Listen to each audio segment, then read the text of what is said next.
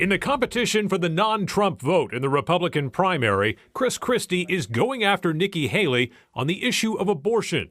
Campaigning in New Hampshire this week, Christie led off his stump speech by highlighting Haley's recent comments in Iowa, saying she would have signed a 6-week abortion ban as governor of South Carolina. And I thought to myself, well, hell, man, I've seen her in New Hampshire a number of times where she's saying she doesn't want to use this issue to divide Americans anymore, and that Americans should be able to make this decision on their own. In a one-on-one interview with News 9, Christie contends Haley is saying one thing to Iowans and another to Granite Staters. Clearly she is. I mean, here in New Hampshire, she's talking about not wanting to divide the country, wanting everybody to make their own decision. And then she goes to Iowa, and because she's sitting across from Bob Vander Plaats in a conservative forum, she says she'd sign a 6-week abortion ban. So I want to be clear to the people in New Hampshire, I would not sign a 6-week abortion ban.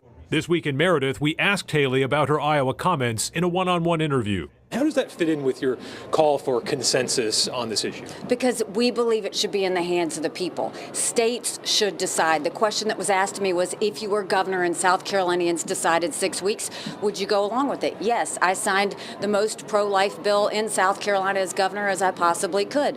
But when it comes to a federal law, we've got to have consensus. We have to focus on what the majority of Americans want. And that's not where they are. While Haley is outpacing Christie in New Hampshire, Christie clearly sees an opening on this issue as he compares Haley to one of his 2016 primary opponents. You and I saw this 8 years ago. What happens when that happens? That was Marco Rubio's act 8 years ago. Adam Sexton, WMUR News 9.